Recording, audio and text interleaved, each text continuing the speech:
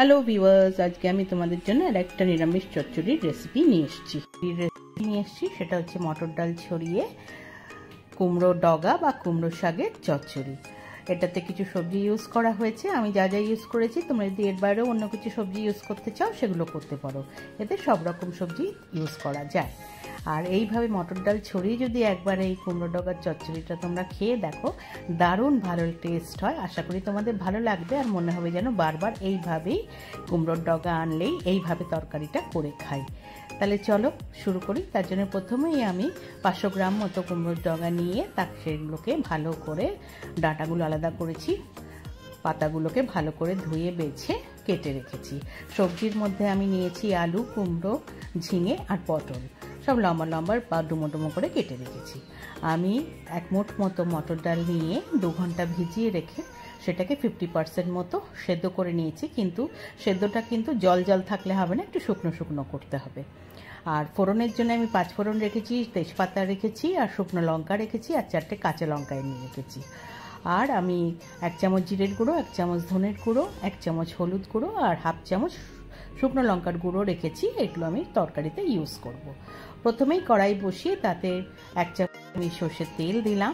দিয়ে তেলটা একটু গরম হলে তার মধ্যে ফোড়নের জন্য যা যা রেখেছিলাম, তেজপাতা, শুকনো লঙ্কা, 5 সেগুলোকে দিয়ে দিলাম।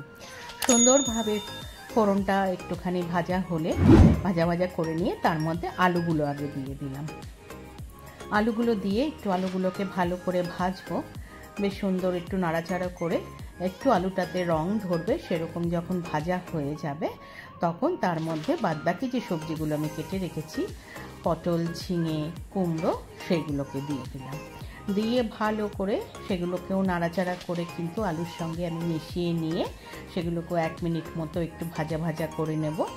এবার 1 মিনিটের পরে তারপরে যে আমি কুমড়োর ডগার থেকে আমি ডাঁটাগুলো আলাদা করেছিলাম, সেই ডাঁটাগুলো আগে দিয়ে দিলাম। কুমড়োর ডাঁটাগুলো দিয়ে সেগুলোকেও আমি সবজির সঙ্গে মিশিয়ে নিচ্ছি। সুন্দরভাবে মিশে গেলে তার মধ্যে আমি 1/2 চামচ থেকে একটু সামান্য বেশি আমি নুন দিয়ে দিলাম। আমি 1/2 চামচ চিনি দিলাম। আর যে মশলাগুলো রেখেছিলাম, জিরে, ধনে, লঙ্কা, হলুদ, সেইগুলো দিয়ে দিলাম। এইবার সমস্ত মশলা, নুন, চিনি একসঙ্গে কিন্তু আমি সবজিগুলোর মধ্যে মাখিয়ে নিচ্ছি। উপর নিচ করে ভালো করে সুন্দরভাবে মিশিয়ে নিয়ে বেশ ভালো করে ভাজা ভাজা করতে হবে। এইভাবে সমস্ত মশলা যখন মিশে যাবে, এইবার আমি যে 4টে কাঁচা লঙ্কা রেখেছিলাম ওপর থেকে সেগুলোকে দিয়ে দিলাম। দিয়ে যে কুমড়োর পাতাগুলো সেইগুলো দিয়ে দিলাম। একটু পাতাগুলো চারিদিকে ছড়িয়ে দিয়ে আমি যে ঢাকা দিয়ে পাতাগুলো একটু নরম করে নেব 2 মিনিটের মতো। 2 মিনিট পরে ঢাকা খুলেছি, পাতাগুলো অনেকটা মজে এসছে। এইবার এই পাতাগুলোকেও আমি সবজির সঙ্গে ভালো করে মিশিয়ে দিচ্ছি।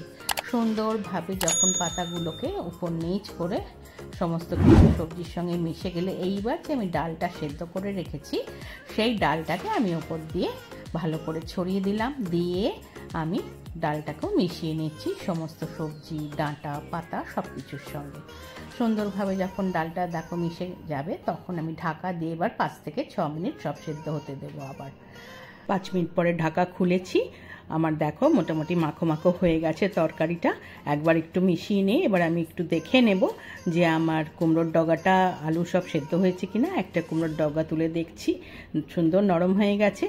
আলুও দেখে নেব, আলুও কিন্তু নরম হয়ে গেছে। আমার তরকারি মোটামুটি হয়ে গেছে। আমি ওপর থেকে 1 চামচ ঘি দিয়ে দিলাম। দিয়ে আমি ভালো করে সমস্ত কিছু মিশিয়ে নিচ্ছি।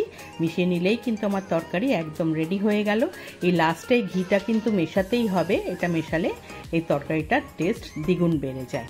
এইবার সব কিছু মিশিয়ে নিয়ে গ্যাস বন্ধ করে 5 মিনিটের জন্য আমি স্ট্যান্ডিং টাইমে রেখে দিলাম। 5 মিনিট পরে খুলেছি। আমার এই মটর ডাল ছড়িয়ে কুমড়োর ডগার চচ্চড়ি একদম রেডি টু সার্ভ। আমি একটা সার্ভিং বলে সার্ভ করে দিচ্ছি। গরম ভাতের সাথে তো এটা খেতে খুব ভালো লাগেই, এবং রুটির সাথেও কিন্তু তোমরা খেতে পারো। আশা করি রান্নাটা তোমাদের ভালো লেগেছে। আর যদি ভালো লেগে থাকে একটা লাইক করো, কমেন্ট করো, শেয়ার করো। যারা এখনও আমার চ্যানেলটা সাবস্ক্রাইব করোনি, প্লিজ প্লিজ সাবস্ক্রাইব করে দিও। পাশে থাকা বেল আইকনটা প্রেস করবে, তাহলে আমার তৈরি সমস্ত রান্নার নোটিফিকেশন তোমাদের কাছে পৌঁছে যাবে। আজকে তাহলে চলি, তোমরা ভালো থেকো। টাটা।